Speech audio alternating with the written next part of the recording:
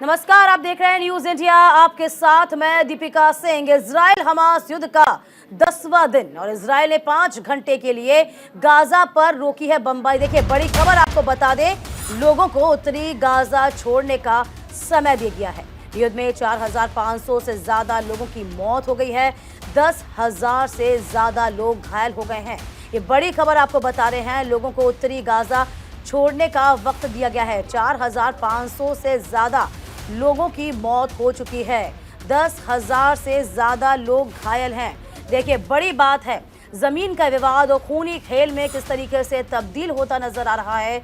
10 दिन हो रहे हैं और रॉकेटों की बौछार थमने का नाम नहीं ले रही। देखिए, इस युद्ध में सबसे ज्यादा जो नुकसान है वह सिविलियन को झेलना पड़ रहा है, क्योंकि कहीं भी उनको शेल्टर मिलती दिखाई नहीं दे रही। एक तरफ हमास लगातार आक्रामक है, इजराइल भी अब हमास के खात्मे के तौर पर उतर आया है कि हमास का इस बार खात्मा होकर रहेगा। देखिए, जमीन के विवाद में खूनी खेल और इसी के साथ साथ हम आपको लगातार बता रहे हैं कि लोग किस तरीके से अपने घरों में भी सुरक्षित नहीं हैं, क्योंकि घरों पर बम गिरने का खतरा, बाहर निकले तो गोली लगने का खतरा, और इस बीच स्थिति बद से बदतर होती जा रही है। हालांकि देखा जाए, इजराइल हमास संघर्ष जो है कहीं ना कहीं रूस और यूक्रेन की जंग से हम तुलना करते हैं तो इस संघर्ष की तुलना में थोड़ा बहुत बड़ा जरूर है, लेकिन उसी के साथ न सिर्फ ये बड़ा बल्कि उतना ही खतरनाक कह सकते हैं, क्योंकि पूरी दुनिया का केंद्र आने वाले समय में इसी संघर्ष पर केंद्रित होता दिखाई दे रहा है।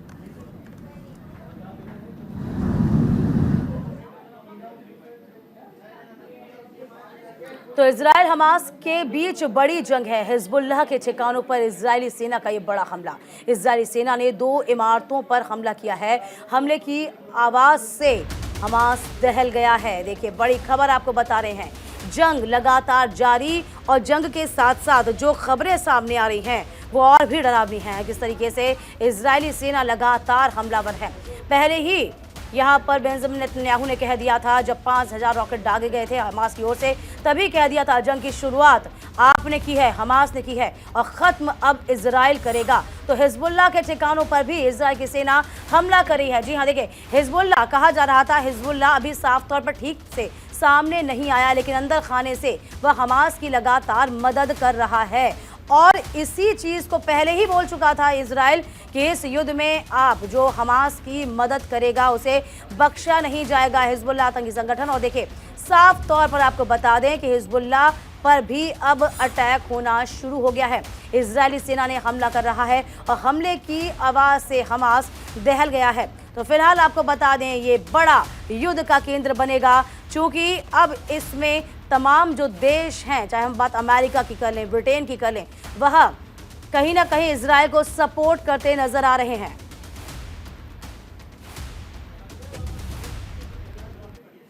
तो एक और बड़ी खबर से आपको रूबरू कराएं, बाइडेन ने इजराइल को नसीहत दी है। गाजा पट्टी को लेकर बाइडेन ने बड़ी बात कही। गाजा पट्टी पर कब्जा इजराइल की बड़ी गलती होगी। अमेरिकी राष्ट्रपति जो बाइडेन ने इजराइल को नसीहत दी है। बाइडेन ने कहा कि गाजा पट्टी पर फिर से कब्जा करने का इजराइल का कोई भी कदम एक बड़ी गलती साबित हो सकता है। बाइडेन का बयान ऐसे वक्त में सामने आया जब इजरायली सैनिक गाजा पट्टी में जमीनी आक्रमण के लिए तैयार हैं। जो बाइडेन ने इतना ही नहीं, हमास को भी चेतावनी जारी कर दी। उन्होंने कहा कि हमास पूरे फिलिस्तीन का प्रतिनिधित्व नहीं करता। अमेरिका राष्ट्रपति ने साफ शब्दों में कहा कि हमला करने वालों को सबक सिखाना बेहद जरूरी है, लिहाजा आतंकियों पर इजराइल की कार्रवाई जायज है और अमेरिका इजराइल के साथ मजबूती से खड़ा है। दरअसल इजराइल ने 1967 में गाजा पर कब्जा कर लिया था। उस वक्त लड़ाई महज 6 दिन चली थी, लेकिन इजराइल ने 2005 में फिलिस्तीन को पूरी तरीके से वापस कर दिया था। लेकिन सवाल खड़ा ये होता है कि क्या वाकई में गाजा को वापस कर दिया गया था या फिर उसे सीमा में बांध दिया गया था। तो चूंकि इजराइल हमेशा से देखा जाए आगे बढ़ने की कोशिश में रहता है, जहां उसे एक छोटी कॉलोनी दी गई थी, वहां उसने धीरे धीरे किस तरीके से क्षेत्रों पर कब्जा करना शुरू किया। और यही बात कहीं ना कहीं हमास और यूं कहें इराक, ईरान को नाकाफी और नागवार गुजरी थी। तो फिलहाल आपको बता दें, ये बड़ी खबर है और इसी को लेकर झगड़ा है, ये लैंड का झगड़ा, और इस झगड़े ने अब सबकी जान सांस में डाल रखी है। तो फिलहाल ये बड़ी खबर आपको बता रहे हैं।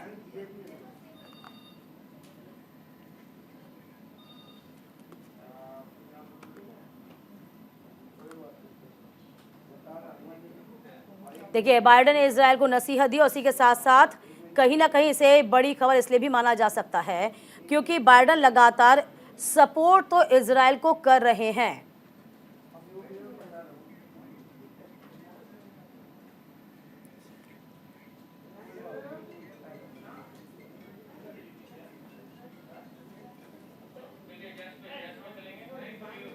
चलिए, तमाम अतिथि मेरे साथ मौजूद है, उनका तारुफ करा देते हैं, चर्चा को आगे बढ़ाएंगे।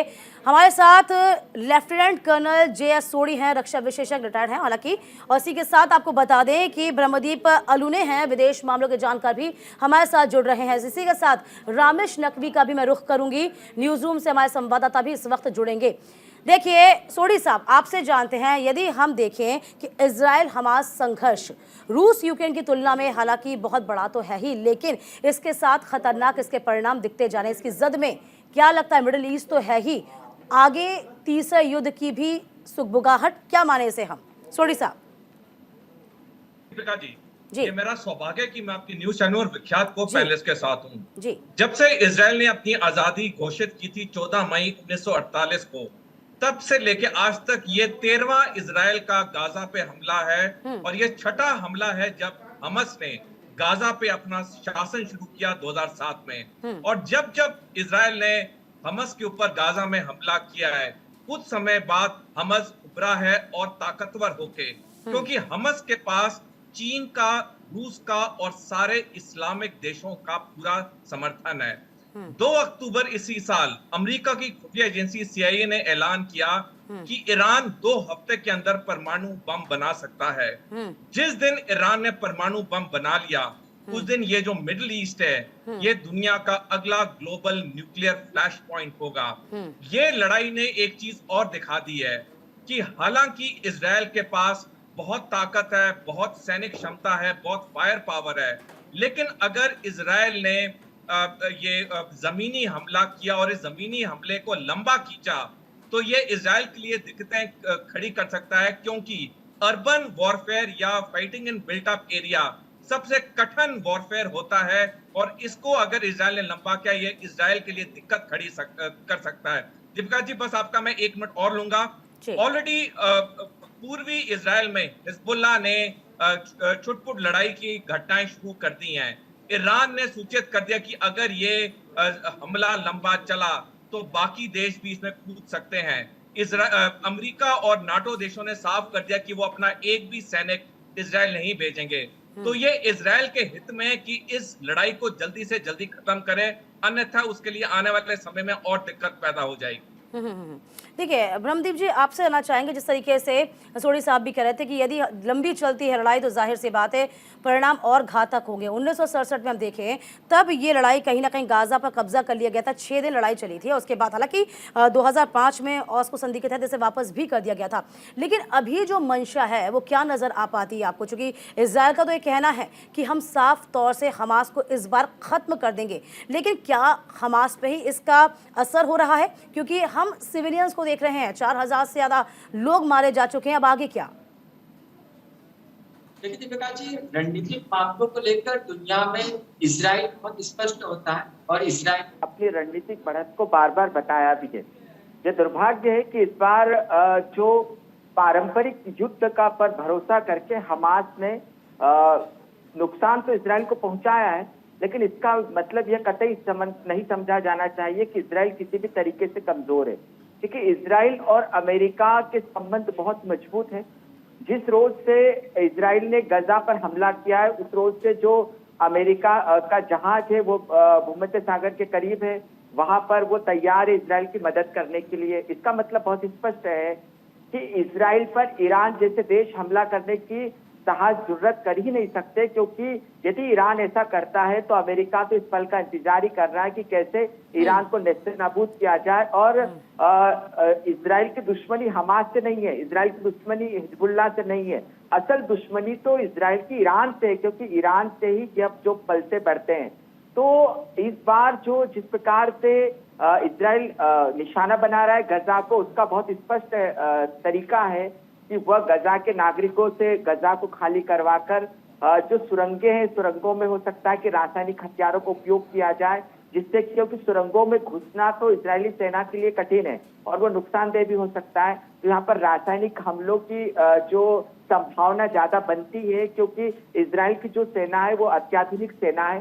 दूसरी बात यह भी है कि हमास और हिजबुल्लाह जो है अब उसको निपटना पड़ेगा इजराइल से, और कोई भी तीसरा देश बिल्कुल भी हिम्मत नहीं कर सकता, क्योंकि मिस्र और जॉर्डन जो देखिए 3 देश है जिनको अमेरिका की सबसे ज्यादा मदद मिलती है, उसमें मिस्र है, दूसरा जॉर्डन है और तीसरा इजराइल है। तो ये जो 3 देश है, ये 3 देश बिल्कुल युद्ध से दूर रहेंगे। और मिस्र ने तो अपनी जो बॉर्डर है उसको थोड़ी देर के लिए खोला भी है, जिससे कि जो विदेशी लोग हैं वो मिस्र के जरिए अपने देश चले जाएं। तो ये युद्ध तभी थमेगा जबकि हमास का सर्वनाश होगा, और अफसोस इस बात का है कि इसका जो खामियाजा है वो आम जनता भुगत रही है, फिर चाहे इजराइल की जनता हो या गजा में रहने वाली जनता हो। लेकिन यहाँ पर एक बात और स्पष्ट समझने की जरूरत है कि जो लोग आतंकियों के पक्ष में समर्थन में खड़े होते हैं, उन लोगों को फिर उसका जो परिणाम है वो भी भोगना पड़ता है। आप यदि अपने इलाकों में सुरंगें बनाने की इजाजत किसी आतंकी संगठन को देंगे तो फिर आपके घर भी बर्बाद होंगे, जैसा हमने गजा में देखा। बिल्कुल बिल्कुल, देखिए गजा में स्थितियां बद से बदतर हो रही हैं। हम उन लोगों पर भी चर्चा करेंगे जो इस वक्त उनको कहा जा रहा है कि आप देश छोड़कर चले जाएं, लेकिन जाएंगे कहाँ। चलिए रामेश का रुख करूंगी। रामेश, देखिए क्या इजराइल हमेशा से ही ऐसा था, पहले बहुत छोटा देश, लेकिन इसके बाद धीरे धीरे अपने विस्तार को बढ़ाता गया, और यूं कहें यदि हम इस बात को कहें कि हमास क्या इजराइल की देन है, इसकी जो नीति है, चूंकि आप इस वक्त वॉल के पास खड़े हुए हैं, आप जरा हमें तफसील से समझाइए किस तरीके से इजराइल ने इन तमाम चीज़ों की शुरुआत की। देखिए दीपिका, मैं आपको इस मैप के थ्रू समझा पाऊंगा कि ये जो आप मैप देख रही हैं ये एक इजराइल का मैप है, और ये जो पिंक पार्ट है ये वाला, ये इजराइल है और ये फ़िलिस्तीन का एरिया है। पहले ये इजराइल को दिया गया था कि आप जो है अपनी पॉपुलेशन जो है वो इस एरिया में कहीं छोटा सा एक एरिया दिया गया था। उसके बाद इनकी पॉपुलेशन जो है वो लगातार बढ़ती गई, और इन्होंने हल्के हल्के ये जो सारे आप पॉइंट्स देख रही हैं ना, ये पहले यहाँ पे ये सारे फ़िलिस्तीन का एरिया था, सिर्फ इजराइल के पास ये वाला एरिया था। जब इनकी पॉपुलेशन बढ़ी तो इन्होंने हल्के हल्के इन जो फ़िलिस्तीन का एरिया था उसको कैप्चर करना शुरू कर दिया, और सबसे ज़्यादा असर जो था वो ये जो है ये गाज़ा पट्टी है। तो ये गाज़ा पट्टी को इन्होंने सबसे पहले एक्वायर किया, उसके बाद वेस्ट बैंक पे किया, क्योंकि वेस्ट बैंक पे इनका ज़्यादा फोकस इसलिए नहीं था क्योंकि पहले यहाँ से अरबिक कंट्रीज़ जो थे, ये सारा जो एरिया है ये अरबिक कंट्रीज़ का, तो अरबिक कंट्रीज़ पहले भी इसराइल पे वॉर कर चुके हैं, हमला कर चुके हैं। बहरहाल इनके शिकस्त का मुंह देखना पड़ा था अरबिक कंट्रीज़ को। लेकिन जो ये वाला एरिया है सबसे ज़्यादा इंपॉर्टेंट ये वाला एरिया कहलाया जाता है, जिसे गाज़ा पट्टी कहते हैं। तो गाज़ा पट्टी से ही हमास एक्टिव हुआ है, क्योंकि देखा जाए तो हमास के एक्टिव होने की सबसे बड़ी वजह यही है कि इजराइलियों ने इस पट्टी को, मतलब फ़िलिस्तीन की ये वाला एरिया और ये वाले एरिया को हॉस्टेज बना लिया। यहाँ पे 16-16, 20-20 फीट की दीवारें खड़ी कर दी, और ये लोगों को ना तो यहाँ से इजराइल आने की अनुमति थी, ना ही इनको कोई बिजनेस पे बुलाया जाता था, ना कोई व्यापारिक गतिविधियाँ थी, और ना ही इनको वो सारी बेसिक एमिनिटीज़ दी जाती थी जिसमें बिजली, पानी, ये सारी भी इनको महदूद तरीके से रखी गई। इनके पास लिमिटेड रिसोर्सेस है इनके पास। तो ये 50 साल से ज़्यादा की जंग इनकी चलती रही। उसके बाद जो यहाँ की पार्टी थी PLO, उन्होंने शांति वार्ता करने की कोशिश की UN से, लेकिन वहाँ से भी कोई परिणाम नहीं निकला, जिसकी वजह से फ़िलिस्तीन के दोनों हिस्से जो थे, ये वेस्ट बैंक और ये गाज़ा पट्टी, दोनों में ये समझौता हुआ कि हम इस तरीके से आज़ादी नहीं ले पाएंगे, और वहाँ से शुरू होता है हमास 1987 में आया है होंद में। ये सबसे इंपॉर्टेंट पार्ट है। 1987 में हमास होंद में आया, और उसने उसके बाद अपनी आज़ादी की डिमांड करनी शुरू की। अब हम दूसरा मैप देखते हैं। अब आप देखिए कि ये बड़े लेवल पे दिखा रहे हैं, ये इजराइल का पार्ट है, ये गाज़ा पट्टी है, ये वेस्ट बैंक है, और ये है इजिप्ट। जैसे सोडी सर बता रहे थे कि पहले इजिप्ट पे भी हमला किया गया था। इजिप्ट को पहले, मतलब जब अगर बात करें वर्ल्ड वॉर 2 की, तो वर्ल्ड वॉर 2 में सबसे इंपॉर्टेंट पार्ट था ये वाला हिस्सा, ये है स्विस कैनल। तो स्विस कैनल के जरिए ही सारा व्यापार होता था। अब जब इजराइल को लगा कि हमने फ़िलिस्तीन के काफ़ी एरिया को एक्वायर कर लिया, तो क्यों ना मिस्र का भी ये हिस्सा, क्योंकि ये सबसे ज़्यादा इंपॉर्टेंट एरिया था, क्योंकि यहीं से ही अरबिक देश जो थे वो वेस्टर्न कंट्रीज़ में अपना बिजनेस करते थे। तो ये वाला जो एरिया था, इसको एक्वायर करना शुरू किया इजराइल ने, लेकिन बाद में यूएन ने कहा कि नहीं आप इसे वापस कीजिए, क्योंकि यहाँ पे फ्रांस के भी डेलीगेशंस थे, फ्रांस ने भी कहा कि आप ऐसा नहीं कर सकते, तो इन्होंने फिर खाली करना शुरू किया। अब जब ये खाली करना शुरू किया तो यहाँ से इन लोगों को, ये जो गाज़ा पट्टी के लोग हैं या वेस्ट बैंक में जो लोग रहते थे, इन्हें लगा कि शायद हमारी भी ज़मीन इसी तरीके से वापस आ जाएगी, इसलिए हमास फिर ज़्यादा एक्टिव हो गया। तो मेन वजह हमास को एक्टिव करने की कहीं ना कहीं इजराइल की रही है। हम ये नहीं कह रहे कि हमास ने हमला किया वो गलत है या सही है, हम ये कह रहे हैं कि देखिए लड़ाई जो होती है वो दोनों पक्षों की होती है, चाहे वो इजराइल हो चाहे वो फिलिस्तीन हो। दीपिका बिल्कुल, देखिए कर्नल साहब आपने भी समझा, यदि हम शुरुआत से देखें तो क्या लगता है यहाँ पर जो जन्म हुआ है क्या हमास का, देखिए कोई भी आतंकवादी संगठन को हम डाइजेस्ट नहीं कर सकते क्योंकि उसका दंश हमारा देश भी झेल रहा है और अब अमूमन यूं कहे पूरा विश्व इसकी चपेट में है। लेकिन क्या इजराइल की नीतियां शुरू से ही इस तरह की रही हैं, घातक रही हैं, या यूं कहें दूसरे शब्दों में विस्तारवादी रही हैं? कर्नल साहब। दीपिका जी, आपके चैनल ने बहुत बढ़िया अभी समझाया ये पूरा मामला क्या है। कई मीडिया हाउसेस इस युद्ध को एक धार्मिक युद्ध दिखा रहे हैं, जो कि गलत है। ये एक धार्मिक युद्ध नहीं है, ये एक राजनीतिक युद्ध है जिसके बीज 19वीं शताब्दी में बोए गए थे। और हुआ ये था कि 29 नवंबर 1947 को संयुक्त राष्ट्र ने कहा, एक 2 नेशन पार्टीशन प्लान का उन्होंने ऐलान किया, जिसके तहत जो 62% जो धरती है उस एरिया की जमीन है वो इजराइल के पास जाएगी और 38% अरब्स के पास या पैलेस्टीन के पास रहेगी। जो अरब्स थे उनका ये प्रोटेस्ट था कि हमारी जो आबादी है इस इलाके में वो 2/3 है और इजरायलियों की 1/3 है, तो कायदे से हमें जमीन भी हमारी आबादी के प्रोपोर्शन में मिलनी चाहिए। लेकिन इजराइल को अमेरिका और यूनाइटेड किंगडम का पूरा साथ था और यूनाइटेड नेशंस ने वही रेजोल्यूशन पास किया जो इजराइल के हक में था। हाँ। उसका नतीजा ये हुआ कि अगले दिन 30 नवंबर 1947 को इजराइल में गृह युद्ध छिड़ गया। जब अगले साल 14 मई 1948 को जब ब्रिटेन का जो शासन था उसे ब्रिटिश मैंडेट कहते हैं, जिस दिन ये शासन खत्म हुआ उसी दिन इजराइल ने खुद अपनी आजादी की घोषणा कर दी और तब से लेके आज तक लगातार यहाँ पे लड़ाई झगड़े और कई बड़े युद्ध भी हो चुके हैं। दीपिका जी, मैं एक और बात बताना चाहूंगा कि हालांकि इजराइल ने गाजा पट्टी पे हमास के शासन में आने के बाद 6 बारी हमले किए हैं, लेकिन ये दूसरा बड़ा हमला है। पहला बड़ा हमला 2014 में हुआ था, तब गाजा पट्टी में सिर्फ 100 किलोमीटर के अंडरग्राउंड टनल्स थे। तब इजराइल की विशाल सेना सिर्फ 5% टनल्स को बर्बाद कर पाई। आज की तारीख में गाजा पट्टी के नीचे 500 किलोमीटर लंबे टनल हैं। तो ये जो लड़ाई है ये इजराइल के लिए एक बहुत बड़ी चुनौती है और इसीलिए शायद इजराइल अपना जो ग्राउंड अटैक था उसे और पोस्टपोन किया है। आज ही अमेरिका के राष्ट्रपति जो बाइडेन ने कहा है कि अगर इजराइल गाजा पट्टी पे दोबारा कब्जा करता है वो बहुत बड़ी एक भूल होगी। ये बिल्कुल सही कहा उन्होंने, क्योंकि ये जो लड़ाई है, लड़ाई 40 साल 50 साल पहले, अब में बहुत बदलाव आ चुका है। देखिए अमेरिका भी कहीं ना कहीं कह सकते हैं कर्नल साहब, इस मतलब का, इस बात का मतलब निकालें कि नसीहत दी है कि आप ये समझ रहे हैं कि पूरी गाजा पट्टी पर आप हमला कर लेंगे या कब्जा कर लेंगे, तो ये रणनीति और ये आपकी कहीं ना कहीं जो आपकी सोच है इसमें बदलाव लाने की जरूरत है, क्योंकि अब हमास वो हमास नहीं रहा। अब टेक्नोलॉजी के मामले में भी हमास बहुत आगे है। दूसरा, उनको सपोर्ट भी है ईरान का, इराक का, और ये देखिए हिजबुल्लाह भी सपोर्ट कहीं ना कहीं कर रहा है। तो क्या लगता है आपको ब्रह्मदीप जी, स्थितियां इतनी आसान इजराइल के लिए नहीं हैं, क्योंकि आप पहले युद्ध जरूर जीत चुके हैं लेकिन अभी की कंडीशन कुछ और है, क्योंकि जिस तरीके से लगातार हमले हुए थे, 5000 अटैक किया गया था, एक साथ 5000 रॉकेट दागे गए थे, इस बात की तस्दीक तो है ही। ब्रह्मदीप जी।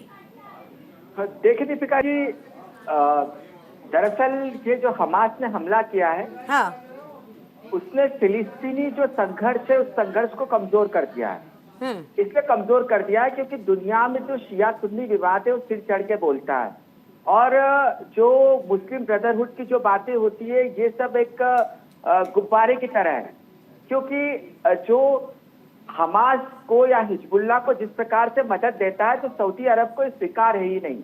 दूसरी बात यहाँ पर यह भी है कि दुनिया भर में जो मुसलमान इतने गरीब हैं, गृह युद्ध से जूझते, उनके लिए कभी ईरान ने दरवाजे खोले, उसके लिए कभी सऊदी अरब ने दरवाजे खोले, उल्टे फिलिस्तीन की जो बॉर्डर है उसको मिस्र ने बंद कर दिया। तो ये जो मुस्लिम ब्रदरहुड है ये बेकार की चीज है, क्योंकि गरीब मुसलमानों के लिए जो सऊदी अरब जैसे जो रईस देश है उनके दिल में कोई जगह नहीं है। आप इसको समझ सकते हैं कि पाकिस्तान अफगानिस्तान के लोगों को बाहर निकालने के लिए तैयार हो गया, क्योंकि उनको अपने आर्थिक फायदे चाहिए। अगली बात यह भी है कि इजराइल को इससे कोई ज्यादा नुकसान है नहीं, इसलिए नहीं है क्योंकि यह जो अरब राष्ट्रवाद है यह कहीं न कहीं सांस्कृतिक टकराव को बढ़ावा दे रहा है। मुझे आप बताइए, कुछ बरसों पहले तक के हालात थे अरब में कि जो इराक जैसे देश थे वहां पर ईसाई रहते थे, बढ़िया रहते थे। अब आपने ईसाइयों को उस पूरे इलाके सीरिया से उजाड़ दिया है, आपने जो इराक से उजाड़ दिया है, ईरान में तो नामो निशान नहीं है। तो आप सभ्यता को जिस प्रकार से निशाना बना रहे हैं तो उससे कहीं न कहीं आप एक्सपोज तो हो ही रहे हैं। अब आप देखिए OIC नाम का एक संगठन बनता है, मुझे आप बताइए ईसाइयों के जो इतने सारे देश है उनको धर्म के आधार पर संगठन बनाने की जरूरत पड़ी क्यों नहीं? अब ऐसे में क्या हो रहा है कि ऐसे में एक आर्थिक हित जो है, आर्थिक हित इस प्रकार से आगे बढ़ गई कि अमेरिका जैसे जो देश है वो खुलकर इजराइल के साथ आ गए। और इराक जो इजराइल है उसके पास इतने अत्याधुनिक हथियार है कि हमास जो है वो बेशक हमास ने निशाना तो बना लिया है, लेकिन हमास का जो इलाका है वो 245 वर्ग किलोमीटर का एक छोटा सा इलाका है। हमास वाले कब तक जिंदा रहेंगे? वो कहाँ से भागेंगे? मिस्र के बॉर्डर बंद कर दी गई है, भूमध्य सागर में तो उनकी सुरंगें निकलेगी नहीं। कुल मिलाकर आप ये कहना चाह रहे हैं कहीं ना कहीं जो अरब देश हैं वो इसका फायदा उठाने की पूरी कोशिश कर रहे हैं, जो लड़ाइयाँ चल रही हैं, झगड़ा चल रहा है। नहीं दीपिका जी, इसको इस प्रकार से समझना चाहिए कि हमास यदि बर्बाद होता है तो उसका फायदा सऊदी अरब को होगा, क्योंकि चलिए ठीक है, हम रमेश के पास रुख कर लेते हैं। रमेश चूंकि हमारे अच्छे संवाददाता भी हैं और इस पूरी खबर पे यूं कहें कि इस पूरे युद्ध पे बारीकी से विश्लेषण भी करें। रमेश, आप कैसे देखते हैं इस पूरी बात को? देखिए, जिस तरीके से सर अभी बता रहे थे कि सऊदी अरब को इसका फ़ायदा होगा, देखिए रिपोर्ट्स तो ये भी आ रही हैं कि दुनिया जो है वो दो गुटों में बट गई है, कोई फ़िलिस्तीन के साथ है, कोई इजराइल के साथ है। लेकिन ख़ास बात ये है कि जो ये धर्म युद्ध नहीं है, ये इसको हम धर्म युद्ध नहीं कह सकते, क्योंकि अगर धर्म युद्ध होता तो तीनों जो कम्युनिटीज़ हैं वो आपस में भिड़ जाती। लेकिन ये एक फ्रीडम के लिए है, क्योंकि फ़िलिस्तीन की ज़मीन को अक्वायर किया गया है। ये आज की लड़ाई नहीं है, ये बहुत पुरानी लड़ाई है। अगर हम देखें तो ये 1900 मतलब वर्ल्ड वॉर के टाइम से चल रही है ये, क्योंकि जिस तरीके से मैं आपको मैप के थ्रू ही बताता हूँ, जिस तरीके से फ़िलिस्तीन के एरिया को इजराइल ने एक्वायर किया है। और ख़ासतौर बात ये है कि कहीं इस तरफ ये एक एरिया है जेरूसलम का। जेरूसलम एक वो इलाका है जहाँ पे तीनों कम्युनिटी की एक इम्पॉर्टेंट मजहबी प्लेस है, यहूदियों की भी, मुस्लिम्स की भी और यहूदियों की भी। यहाँ पे आप देखें, यहाँ पे मस्जिद अक्सा भी है, यहाँ पे स्टैचू ऑफ टॉम भी है, यहाँ पे जीसस क्राइस्ट को फांसी दी गई थी वो इलाका भी यहाँ है। तो ये एक कैंपस है।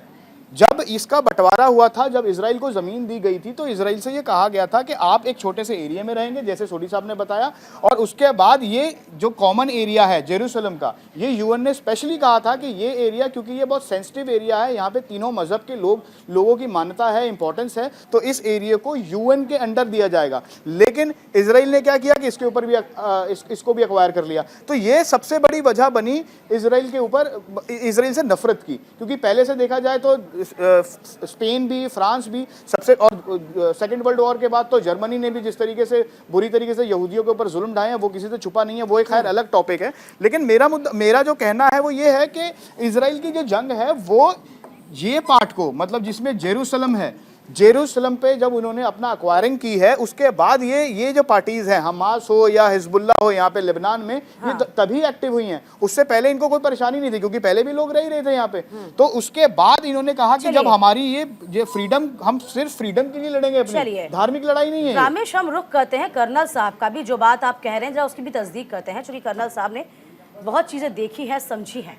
कर्नल साहब, क्या लगता है, देखिए लड़ाई तो जमीन की है, इस बात से इनकार नहीं किया जा सकता। हालांकि अपने अपने अनुसार, अपने अपने फायदे के अनुसार आप उस चीज़ को आगे बढ़ा सकते हैं।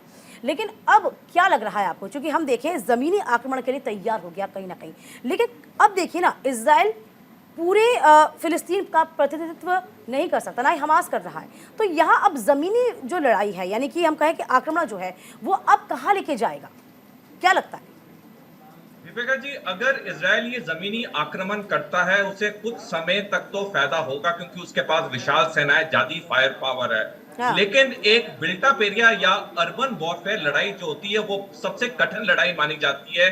किसी भी सैनिक पढ़ाई में जो सिखाया जाता है और जो ग्राउंड पे की भी जाती है, तो ये अर्बन वॉरफेयर में जितना इजराइल फंसेगा उतना उसके लिए दिक्कतें पैदा होंगी। दूसरी बात दीपिका जी, इजराइल को फिलिस्तीन पे पहले ये कई दो तीन जंग में अरब देशों पे विजय उन्होंने प्राप्त की। तब जो ये इस्लामिक देश थे अधिकतर गरीब थे। आज के अधिकतर इस्लामिक देश गरीब नहीं रहे हैं, उनके पास पैसा है, उनके पास सैनिक ताकत है, चाहे ईरान हो, सऊदी अरेबिया हो। तीसरी बात दीपिका जी, बात यह है कि अगर इजराइल सोचता है कि उसके पास सैनिक पावर है, तो हमास के पास चाइना की मदद की टेक्नोलॉजी भी है, जिसका हमने एक छोटा ट्रेलर देखा 7 अक्टूबर को। 7 अक्टूबर को जब सवेरे 6:30 बजे हमास ने हमला किया, तब 20 मिनट के लिए इजरायली डिफेंस फोर्सेस का पूरा इलेक्ट्रोमैग्नेटिक स्पेक्ट्रम को जैम कर दिया गया। यानी कि 20 मिनट तक इजराइल की सेना को पता ही नहीं चला हो क्या रहा है, और इन 20 मिनट के अंदर हमास ने 5000 रॉकेट दागे और जमीनी हमला किया अपने 1000 आतंकवादियों के साथ। ये जो हमास की प्लानिंग थी दीपिका जी, ये बड़ी बड़ी सेनाएं नहीं सो सकती हैं, और ये अकेले हमास नहीं कर सकता। बिल्कुल, यही सवाल यही है कि अकेले हमास ये नहीं कर सकता है, सपोर्ट है। फिलहाल देखिए, चर्चा को आगे रखेंगे जारी भी। फिलहाल वक्त एक छोटे से ब्रेक का हुआ है, आप बने रहिए हमारे साथ। स्वागत है आपका ब्रेक के बाद। देखिए, जिस तरीके से हमले लगातार जारी हैं और स्थितियां बद से बदतर होती जा रही हैं, तमाम जानकारी और यूं कहें कि एक एक मामले की बारीकी से जांच पड़ताल न्यूज़ इंडिया अपने तमाम गेस्ट से कर रहा है, और इस पर हम लगातार चर्चा कर रहे हैं। देखिए, आगे क्या होगा इसको भी जानने की हम लगातार कोशिश कर रहे हैं। कर्नल साहब लगातार मेरे साथ मौजूद हैं। कर्नल साहब, आपका मैं रुख कर लेती हूँ। रामेश भी मेरे साथ मौजूद हैं। कर्नल साहब, देखिए, यदि हम स्ट्रेटजी की बात करते हैं, हम कहते हैं कि IDF है वो किस स्ट्रेटजी के तहत हमला कर रहा है, अब आगे क्या रणनीति हो सकती है इसकी? दीपिका जी, जहां तक IDF है, जो IDF की स्ट्रेटेजी क्लियर है कि वो अपनी विशाल सेना, विशाल फायर पावर के माध्यम से वो गाजा पट्टी पे जो भी हमास के लोग हैं उनको मारना चाहता है। जहां जहां पे इनके बंकर जो उसको बर्बाद करना चाहता है, इनके असलों के डिपो को बर्बाद करना चाहता है।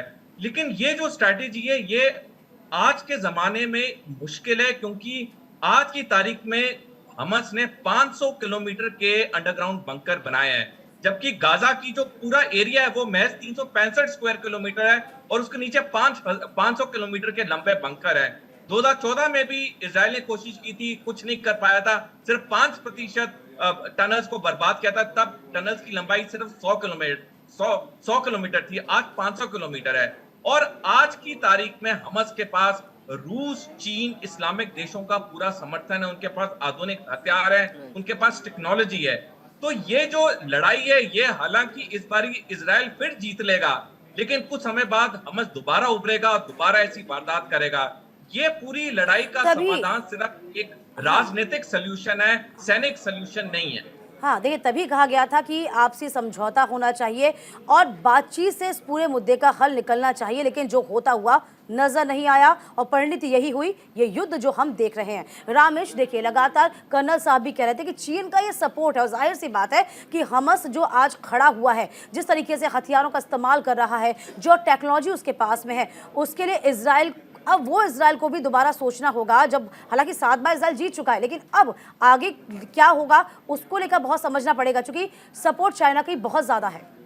दीपिका, एक बात इसमें सबसे इंपॉर्टेंट ये है कि जो कर्नल साहब भी कह रहे थे कि चाइना जो है वो मदद कर रहा है, बिल्कुल कर रहा है चाइना मदद। ऐसा नहीं है कि चाइना भी चाहेगा कि वो अपनी वर्ल्ड पावर में अपना दावेदारी रखे, रशिया भी चाह रहा है अपनी दावेदारी रखे। और देखा जाए तो रशिया, चाइना और जितने भी ये एशियन कंट्रीज हैं, वो जाहिर सी बात है चाहेंगे कि वो वर्ल्ड पावर के तौर पे उभर के आए। दूसरी बात, सबसे इंपॉर्टेंट बात जो कर्नल साहब ने पहले भी कही थी कि चाइना का सपोर्ट इस वजह से ज़्यादा है क्योंकि जो हमास है उसके कमांडर की ट्रेनिंग भी एक रिपोर्ट में बताया गया था कि वो भी चाइना में हुई है। 7000 से ज़्यादा रॉकेट चाइना में तैयार किए गए थे। उसके बाद 2 अक्टूबर को, जैसे कर्नल साहब बता रहे थे, कि इनकी एक मीटिंग हुई थी। मीटिंग में ये तय हुआ था कि कहाँ कहाँ से हमला किया जाएगा। क्योंकि देखो, आपको मैं बताता हूँ, जैसे कि ये मैप के थ्रू ही बताते हैं, ये गाजा पट्टी है, ये है यहाँ पे, ये है लेबनान, ठीक। तो उससे सबसे पहले क्या हुआ था कि यहाँ पे इन्होंने अपना एक सेफ मतलब इसको एक्वायर कर लिया, तो इन्होंने यहाँ से छोड़ दिया कि यार यहाँ अपने हमारी तवज्जो अब नहीं है, क्योंकि यहाँ तो मेडिटेरियन से ही है, यहाँ से तो अटैक हो नहीं सकता। दूसरा जो हमारा मेन फोकस है वो यहाँ होना चाहिए, क्योंकि ये अरबिक कंट्रीज़ हैं, यहाँ से हमला हो सकता है। तो इसी का फ़ायदा ये हमास वालों ने यहाँ से उठाया, और यहाँ से चीन की मदद भी आई, और यहाँ से इन्होंने रॉकेट भी दागे। अब आप देखिए कि 20 मिनट में 5000 रॉकेट दागना अपने आप में बहुत बड़ी बात है, क्योंकि इन लोगों को पता था, हमास वालों को, कि इनका रडार सिस्टम बहुत ज़्यादा स्ट्रांग है कि अगर 1, 2 या 100-50 रॉकेट छोड़े जाएं तो ये रडार से उसको ख़त्म कर सकते हैं। लेकिन इन्होंने 5000 से ज़्यादा रॉकेट दागे इसी वजह से, ताकि वो रडार भी इनका फेल हो जाए, और वो हुआ। दूसरी सबसे बड़ी बात ये है कि अब जो दुनिया के पक्ष हैं, जो दो पक्ष बटे हुए हैं, वो ये भी कह रहे हैं कि ये जो है ये मोसाड का फेलियर है, CIA का फेलियर है, जो बाकी एजेंसीज़ हैं, खुफिया एजेंसीज़ हैं इसराइल की, ये उनका फेलियर है। देखिए, इसको अगर बात को समझा जाए, जियो पॉलिटिक्स को समझा जाए, तो जियो पॉलिटिक्स में समझ में ये आता है कि हमास कोई इतना वीक नहीं है, ना ही मोसाड इतना ज़्यादा वीक है। मोसाड की ये प्लानिंग रही होगी शायद कि किसी तरीके से, क्योंकि ये भी दुश्मन, ये भी दुश्मन, ये भी दुश्मन और ये भी दुश्मन, नीचे वाले जो देश हैं, जॉर्डन हो चाहे मिस्र हो, वो कहीं ना कहीं तो सपोर्ट कर ही रहे हैं सारे इस्लामिक कंट्रीज को। तो इन्होंने सबसे जो इंपॉर्टेंट चीज़ है, दीपिका, मैं 1 मिनट लेना चाहूँगा ताकि मैं इस चीज़ को क्लियर कर पाऊँ, और शायद मेरी बात से कर्नल साहब भी इत्तेफाक रखेंगे, क्योंकि जिस तरीके से ये हमला लगातार हो रहा है, इससे इसको भी सपोर्ट मिल रही है, गाजा को भी, और लेबनान को भी सपोर्ट मिल रही है। अब लेबनान का ये कहना है कि अगर आपने ग्राउंड लेवल पे इस पे अटैक किया तो यहाँ से ये अटैक कर देंगे, तो कहीं ना कहीं इसकी इकोनॉमिक कंडीशन जो है वो वैसे वीक हो रही है इसराइल की। तो सबसे इंपॉर्टेंट बात यह है कि इस जंग को किसी न किसी तरीके से तो रोकना पड़ेगा, नहीं तो इसमें ये वर्ल्ड वॉर की तरफ बढ़ती हुई नजर आ रही है। क्योंकि एक तरफ रशिया है, रशिया भी ये बयान दे रहा है कि इसको क्या नाम है, ये अमेरिका का फेलियर है। तो अगर इस जंग को नहीं रोका गया तो ये एक विशाल रूप ले रही है और लेती रहेगी, और इसका खामियाजा आम नागरिकों को भुगतना पड़ेगा। क्या लगता है कर्नल साहब, रामेश जो कह रहे हैं कि मोसाड का जिक्र किया, तो मोसाड वाकई में क्या इसका फेलियर है? ये बहुत बड़ी बात है। दूसरी खबर, दूसरी बात ये भी, तो कहीं ना कहीं ये भी कहा जा रहा था कि इजरायली सेना के सीक्रेट जानता था हमास, यानी कि अधिकारियों के कुछ बयान भी सामने आए थे इस बाबत। उन्होंने कहा था कि जो मिलिट्री वर्किंग के बारे में सटीक जानकारी थी और स्पेसिफिक यूनिट ने भी यहाँ तैनाती कहाँ थी, ये सब जानता था हमास। तो कहीं ना कहीं फेलियर है मोसाड का, हमें कैसे देखें इसे, क्या लगता है आपको? दीपिका जी, इसमें कोई शक नहीं है कि इजराइल का बहुत बड़ा इंटेलिजेंस फेलियर है। हाँ। क्योंकि अगर इजराइल इस बड़े हमले की जानकारी को नहीं जान पाया, हालांकि उसके पास कई इनपुट्स थे, उन्होंने नजरअंदाज कर दिया, और उसका खामियाजा आज इजराइल और उसके नागरिकों को भुगतना पड़ा। तो इसमें तो कोई शक नहीं है कि ये इंटेलिजेंस फेलियर भी है। दूसरा, ये इजराइल का पॉलिटिकल फेलियर भी है। मैं आपको बताना चाहूंगा कि 22 दिसंबर से, जब से बेंजामिन नेतन्याहू इजराइल के प्रधानमंत्री बने दोबारा, वो जुडिशियल रिफॉर्म्स लाना चाहते थे, जिसकी वजह से इजराइल पूरा बट गया।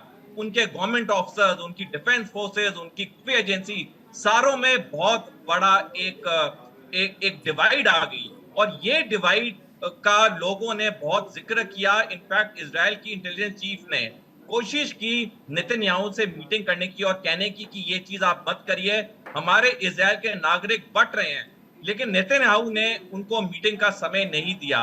अमेरिका ने कई बारी बोला कि ऐसे रिफॉर्म से इजराइल के नागरिक बट रहे हैं, लेकिन ये सारी चीजें नेतन्याहू ने नजरअंदाज की। दीपिका जी, देखिए, किसी भी देश में राजनीतिक डिफरेंसेस होने स्वाभाविक हैं, लेकिन अगर कोई भी देश का नेता अपने नागरिकों को बांटे, उससे देश कमजोर होता है। जब देश कमजोर होता है, दुश्मन फायदा उठाते हैं, और इसका सबसे बड़ा सबक दुनिया देख रही है जो इजराइल और फिलिस्तीन के बीच में हो रहा है। तो खामी कहीं ना कहीं बेंजामिन नेतन्याहू की रणनीति में थी, उनकी जो नीतियां तैयार वो करने की कोशिश कर रहे थे उसमें थी। रामेश, आपका रुख। जी, बिल्कुल सही कह रहे हैं कि जिस तरीके से इजराइल में, देखिए, पहले भी सिविल वॉर तो चलती रही है, जिस तरीके से कानून नए लाए गए, उस वजह से वहाँ की जो इंटरनल प्रॉब्लम्स थी वो पॉपअप हुई, और उसी वजह से जो फेलियर था वो साठ का, वो इसी वजह से हो सकता है। लेकिन दूसरा पक्ष ये भी है कि हो सकता है ये कि सर, ये आप मुझे बताइएगा कि ये मैं सही कह रहा हूँ या नहीं, हो सकता है कि ये मोसाड का फेलियर जानबूझ के किया हो ताकि ये फिलिस्तीन हमला करे, हमास हमला करे, और उसके बाद इसको निस्तो नाबूद कर दिया जाए। क्या ये भी एक वजह हो सकती है सर? जी, मैं इस वजह को नहीं समर्थन करता, क्योंकि कोई भी देश की खुफिया एजेंसी ऐसे जानबूझ के फेलियर नहीं करेगी जिसमें उसका एक भी नागरिक जानबूझ के मारा जाए। और क्योंकि किसी भी डिफेंस फोर्सेस या खुफिया एजेंसी में बहुत लेयर्स ऑफ कमांड होती हैं, अगर एक आधा आदमी ऐसा सोचे भी, लेकिन इतने मल्टीपल लेयर्स ऑफ कमांड होती हैं, हर आदमी पूरी चेन में ऐसा नहीं सोच सकता है। तो मेरे पर्सनल ओपिनियन में ये चीज स्वाभाविक नहीं है। देखिए, बहुत से ऐसे मानते हैं विशेषज्ञ भी कर्नल साहब कि आगे जो स्थितियां आएंगी वो बहुत ज़्यादा चुनौतीपूर्ण आएंगी, क्योंकि अब देखिए ना, यदि ऐसा होगा तो तेल के दामों में इजाफा होगा, क्रूड ऑयल्स बढ़ेंगे, और हो भी रहा है। अमेरिका को तो कुछ खास नुकसान है नहीं, खुद के तेल भंडार हैं उसके पास में, हमें तो दिक्कतें आएंगी और देशों को दिक्कतें आएंगी ना।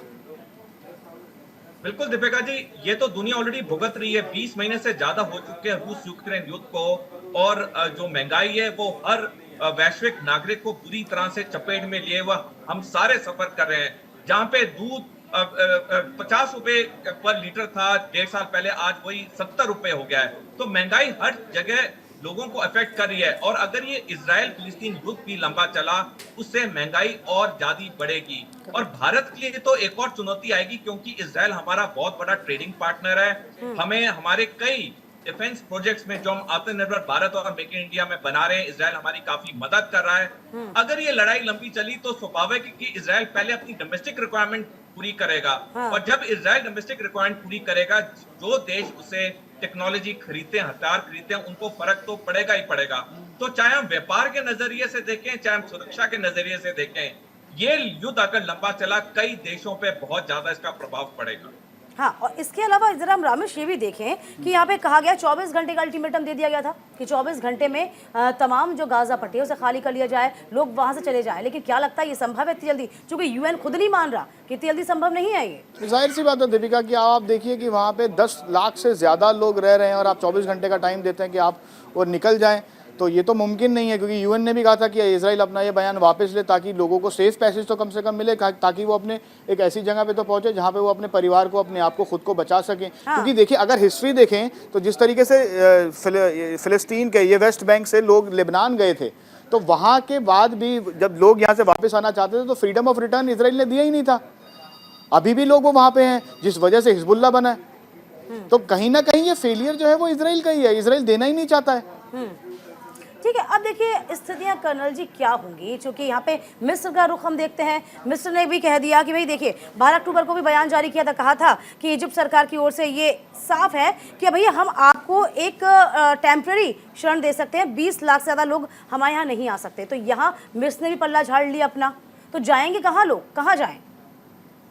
बिल्कुल दीपिका जी, ये तो एक बहुत बड़ा एक मानवता का ह्यूमैनिटेरियन क्राइसिस है। ये बिल्कुल 11 लाख लोगों को 24 घंटे के अंदर अपने घर खाली करना, ये प्रैक्टिकल है और ना ही ये इंसानियत के हक में है। अब हमास ने जो किया बहुत ही खराब किया, जो इजराइल कर रहा है, बदला ले रहा है, सही कर रहा है। लेकिन इस सारे जंग में वो गरीब आम नागरिक फिलिस्तीन का मारा जा रहा है, जिसके पास खाने के लिए आज रोटी नहीं है, वहां पे पीने के लिए पानी नहीं है, बिजली नहीं है, वहां पे दवाइयां सिर्फ 24 घंटे में खत्म हो जाएंगी। कहने का मतलब है कि जब इतना बड़ा मानवता का क्राइसिस आया है, तो इजराइल को भी 2 मिनट के लिए मानवता के बारे में सोचना चाहिए। क्योंकि आज एक बड़ा अच्छा आर्टिकल एक अंतर्राष्ट्रीय मैगजीन में छपा है कि अगर ये युद्ध लंबा चलता है, इजराइल गाजा पट्टी पे जमीनी हमला करता है, वो हमास को तो कम मारेगा, वो आतंकवादियों को ज्यादा और पैदा करेगा। तो अब इजराइल को सोचना पड़ेगा कि क्या उसकी रणनीति ठीक है या उसमें बदलाव उसको लाना चाहिए। आप जरा ये भी समझाइए हमें कि देखिए, पहले वॉर के जब द्वितीय विश्व युद्ध हुआ था, उसके बाद जिनेवा कन्वेंशन हुआ था, उसके आधार पर युद्ध लड़े जाना था। यहाँ पर वॉर क्राइम हो रहा है, क्या हो रहा है, किस तरीके से हो रहा है, जरा इसके बारे में जानकारी दीजिए, क्योंकि बहुत सी जनता इस बात को जानना चाहती है। दीपिका जी, संयुक्त राष्ट्र ने 1945 में universal declaration of human rights को अडॉप्ट किया था, जिसमें साफ लिखा था कि किसी भी जंग में जो सिविलियंस हैं, औरतें हैं, बच्चे हैं, उन पे कभी भी हमला नहीं किया जाएगा। हाँ। जो वेना कन्वेंशन है उसमें भी क्लियरली लिखा है कि जब भी 2 देश लड़ाई में जाएंगे, वो किसी निहत्थे सिविलियन औरत या बच्चे को नहीं मारेंगे, क्योंकि लड़ाई 2 सेनाओं के बीच में होती है, निहत्थे सिविलियंस औरतों और बच्चों के साथ नहीं होती है। लेकिन अगर ये जो फिलिस्तीन है, जिन्हें 24 घंटे दिए गए हैं 11 लाख को खाली करने के लिए, अगर वो खाली नहीं कर पाते हैं, जो कि मुश्किल है खाली करना, और इजराइल अपना जमीनी हमला किसी वक्त भी शुरू करता है, तो ये नेचुरल है कि कई निहत्थे सिविलियन मारे जाएंगे। और आज ही अमेरिका के राष्ट्रपति जो बाइडेन ने एक बयान में कहा है कि मेरे को उम्मीद है कि इजराइल रूल्स ऑफ वॉर को पूरा ध्यान में रखेगा, यानी कि उनका सीधा सीधा एक इजराइल को संदेश है कि तुम लड़ाई करो, लेकिन किसी निहत्थे सिविलियन औरत या बच्चे को मत मारो। तो इस जो बात कही गई है, इस बात के जो देखिए मायने बहुत है। अमेरिका ने साफ शब्दों में कहा है कि यदि आप गाजा पट्टी पर वापस से कब्जा करेंगे तो ये बहुत बड़ी गलती होगी। हालांकि हमास को लेकर भी कहा है कि हमास ने जो किया वो बहुत गलत है, उसका कहीं ना कहीं खामियाजा हमास को भुगतना होगा। लेकिन इस बात में चेतावनी भी है, कड़ा रुख भी है, हम इसे कह सकते हैं रामेश। जी बिल्कुल, ये एक बहुत बड़ा स्टेटमेंट है, क्योंकि अब देखा जाए तो अमेरिका जो है वो यूक्रेन का फेवर कर रहा है, नेटो देश भी अमेरिका का फेवर कर रहे हैं यूक्रेन हाँ। में। तो अब ये जो वजह है, ये हो सकता है कि अगर ये जंग चलती रही तो रशिया जो है वो शायद मतलब पॉसिबिलिटी बन जाएगी ये कि वो यूक्रेन को अक्वायर कर ले। तो कहीं ना कहीं अमेरिका भी चाहता है कि ये जंग जल्दी से जल्दी रुके, ताकि शांतिपूर्वक हम इस समझौते को। एक जंग चल रही है, दूसरी की दिक्कतें हैं, दूसरी की दिक्कतें हैं। बिल्कुल। मिडिल ईस्ट की क्या कंडीशन आगे कर्नल साहब नजर आती है, क्योंकि बहुत सी ऐसी चीजें हैं जो निर्भर करेंगी एक दूसरे पे। हम यूं कहते हैं ना कि हम एक देश दूसरे देश पे निर्भर अपने आप ही होता है, लेकिन यहाँ पर स्थितियां जैसे जैसे हम विकसित होने की ओर अग्रसर हैं, जैसे जैसे हम आगे बढ़ रहे हैं, वैसे वैसे हमारी मानसिकता भी कहीं ना कहीं पीछे जाती जा रही है। ये क्या बात हुई दीपिका जी? मिडिल ईस्ट में आने वाले समय में बहुत तनाव बढ़ेगा। हाँ। क्योंकि जिस दिन ईरान ने अपना परमाणु हथियार बना लिया, उसमें एक नई ताकत आ जाएगी। पहले अमेरिका इस्लामिक देशों को बांटता था अपने निजी फायदे के लिए, हाँ। लेकिन चीन इस्लामिक देशों को जोड़ रहा है। और हाँ। यही कारण है कि आज मिडिल ईस्ट में अमेरिका का कोई रुतबा नहीं है, चीन का पूरा रुतबा है। चीन ने 6 साल पुरानी कट्टर दुश्मनी ईरान और सऊदी अरेबिया के बीच में खत्म करवा दी, उनके बीच दोस्ती करवा दी। तो ये साफ जाहिर है कि आज मिडिल ईस्ट के इस्लामिक देश, मिडिल ईस्ट में 21 देश हैं, जिसमें से 13 देश अरब देश हैं या इस्लामिक देश हैं। आज ये 13 के 13 देश इकट्ठे खड़े हैं। इनके साथ रूस है, इनके साथ चीन है, इनके साथ पैसा है, इनके साथ सैनिक शक्ति है। इस पूरे मुहिम के सामने इजराइल अकेला खड़ा है।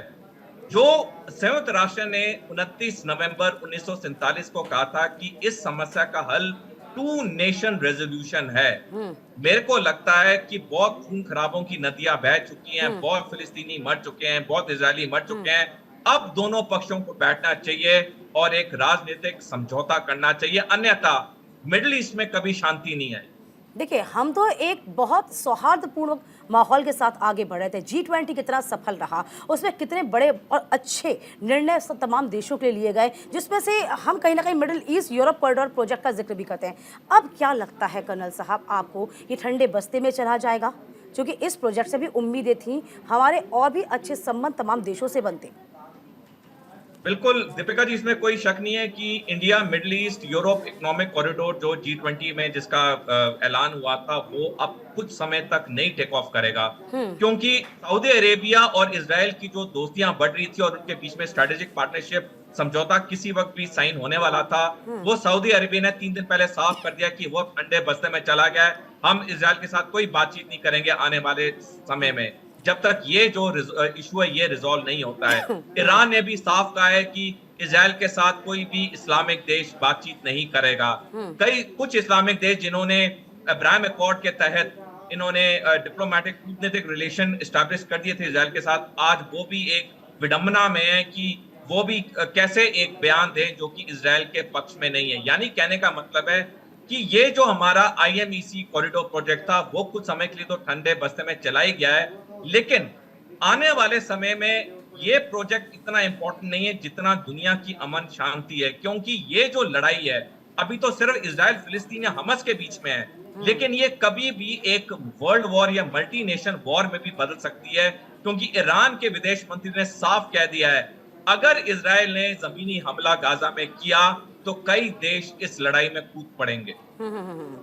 बिल्कुल रामेश, देखिए हालांकि सही बात की कर्नल साहब ने भी, कॉरिडोर इतना मायने नहीं रखता जितना कि देशों के बीच में ये युद्ध खत्म होना ज़रूरी है।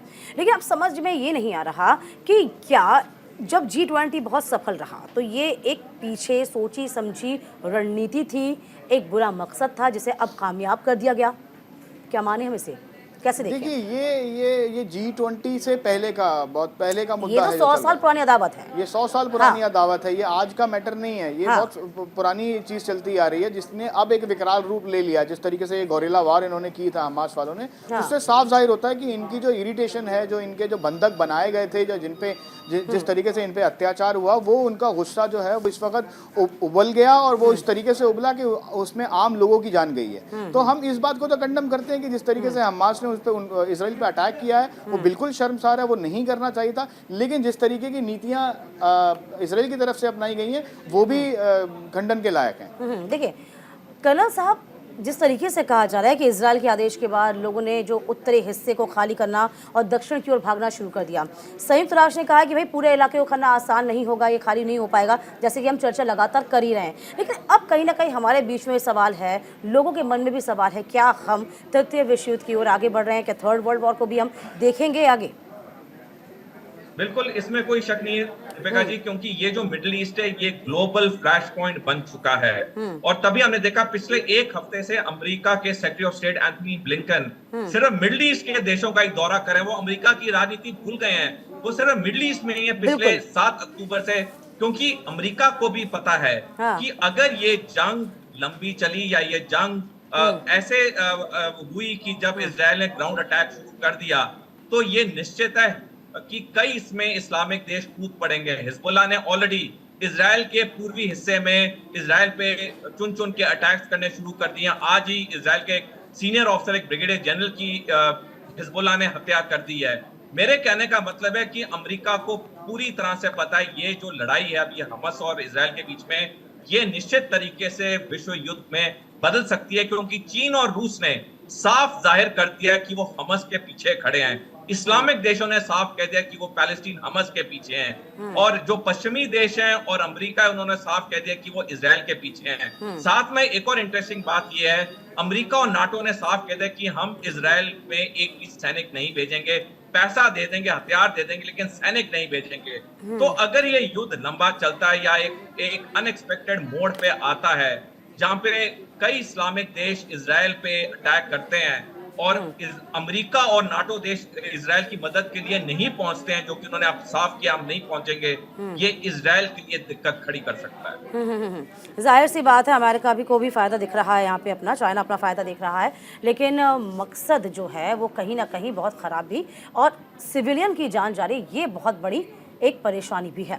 रामेश, देखिए चूँकि आप लगातार इस पूरे वॉर पर नज़र रखे हुए हैं, हम तमाम तरह के प्रोग्राम्स भी कर रहे हैं, तमाम लोग भी जुड़ते हैं, मेहमान भी जुड़ते हैं। देखिए सवाल ये है कि अदावत तो पुरानी है, और अब बीच में देखा गया था एक अच्छा खासा समझौता होने वाला था, और इन जब लड़ाई होती है तो कहते हैं ना कि आप बातचीत करके इस मुद्दे को हल कर सकते हैं, लेकिन वो बातचीत नहीं हो पाई जिसकी बहुत ज़्यादा संभावना थी। बिल्कुल सही बात है दीपिका। देखिए जिस तरीके से अमेरिका चाह रहा था कि सऊदी अरब से इजराइल के संबंध अच्छे हों, लेकिन वो हो नहीं पाया, और उससे पहले ही जो इनकी मीटिंग होनी थी तो उससे पहले ही हमास ने अटैक कर दिया। ये बात तो बिल्कुल सही है, जिस तरीके से कर्नल साहब बता रहे थे कि अगर वर्ल्ड वॉर होती है तो ट्रिगर इसी रीजन से ही, इसी रीजन से ही होगा ट्रिगर। हाँ। क्योंकि देखिए पश्चिमी देशों को चाहिए है मिडिल ईस्ट में अपना एक बेस, वो इजराइल है, और अगर रशिया की तरफ से देखा जाए, एशियन कंट्रीज़ की तरफ से देखा जाए, तो उनको अपना एक बेस चाहिए है, वो फ़लस्तीन है या आपका गाज़ा पट्टी है। तो दोनों देश जो हैं वो अब दोनों देशों के जो वर्ल्ड पावर्स हैं, एक तरफ तो पश्चिमी देश जो है वो अमेरिका हो या नेटो कंट्रीज़ हो या ब्रिटेन हो, जितने भी हैं वो इसराइल का फेवर कर रहे हैं, और दूसरी तरफ देखा जाए तो जितने भी रशिया है, चाइना है या अरब कंट्रीज़ है, जैसे अभी कर्नल साहब बता रहे थे कि 13-14 कंट्रीज़ हैं जो कि इस्लामिक कंट्रीज़ हैं, वो इसराइल का हमास का सपोर्ट कर रहे हैं। ये सबसे बड़ी वजह है। देखिए अगर इन दोनों में जंग नहीं रुकती तो कहीं ना कहीं रशिया को भी इस जंग में आना पड़ेगा, और अगर रशिया आता है तो उसके साथ उसके जो मित्र देश हैं, चाहे वो साउथ कोरिया हो, नॉर्थ कोरिया हो या चाइना हो या उसके और जितने भी कंट्रीज़ हैं या अरब कंट्रीज़ हो, वो सारे एक हो जाएंगे। और यहाँ से देखा जाए तो वेस्टर्न कंट्रीज़ जितने भी हैं, चाहे वो नेटो कंट्रीज़ हैं या वेस्टर्न कंट्रीज़ हैं, उनको भी इसराइल का साथ देना पड़ेगा। तो जाहिर सी बात है कि ये जो एक ट्रिगर पॉइंट है ना, वो इसी बेस से ही आएगा। जाहिर सी बात है, और यूँ कह सकते हैं कि आने वाले वक्त में इसी संघर्ष पर दुनिया का ध्यान रहेगा, जो बहुत खतरनाक साबित हो जाए। कर्नल साहब बहुत शुक्रिया आपका हमारे साथ जुड़ने के लिए, और देखिए वाकई में यदि युद्ध रहता है और ये जारी रहता है आगे तक, 10 दिन तो हो गए हैं, लेकिन सवाल ये है कि आगे तक युद्ध जारी रहेगा तो इसके दुष्परिणाम अभी कम आए हैं और भी खतरनाक सामने आ सकते हैं। इसी के साथ हमारी पेशकश में अभी के लिए बस इतना ही।